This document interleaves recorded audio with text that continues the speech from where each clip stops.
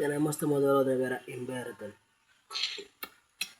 Me está haciendo escarcha en la parte de arriba y abajo. Está buscando el problema. Por ahora solamente hemos encontrado un solo sensor por defecto.